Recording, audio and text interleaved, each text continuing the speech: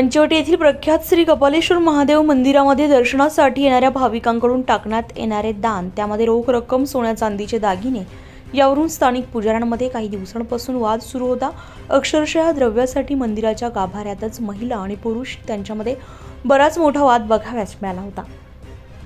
त्यामुळे नाशिकच नव्हे तर संपूर्ण महाराष्ट्रातून भाविकांकडून या सर्व घटनेची निंदा केली जात होती। या संदर्भात नाशिक शहरातील सामाजिक कार्यकर्ते देवेंद्र पाटील आणि राहुल बोरीचा यांनी धर्मादाय आयुक्तांकडे तक्रार केली होती। या तक्रारीच्या अनुषंगाने तसेच काही दिवसांपूर्वी कपालेश्वर मंदिरामध्ये गुरव परिवारात झालेली दानपेटीच्या वादामुळे काल धर्मादाय उपायुक्त यांनी केलेल्या आदेशाने धर्मादाय आयुक्त कार्यालयातील निरीक्षक यांनी पोलीस बंदोबस्त घेऊन कपालेश्वर मंदिर येथे असलेल्या 5ही दानपेटी सील केल्या आहेत आणि त्याबाबतचा अहवाल हा धर्मादाय उपायुक्त यांना देण्यात आलेला आहे। सदर दानपेटी सील करण्यासाठी पंचवटी पोलीस स्टेशनचे वरिष्ठ पोलीस निरीक्षक मधुकर खड यांनी चोख बंदोबस्त ठेवून कारवाई दरम्यान कोणताही कायदा सुव्यवस्थेचा प्रश्न निर्माण होणार नाही याची काळजी घेतली।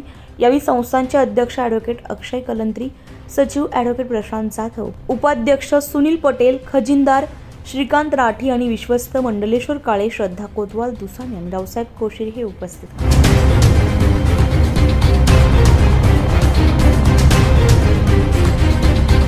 न्यूज पोलखोलसाठी नासिर पठाण, नाशिक।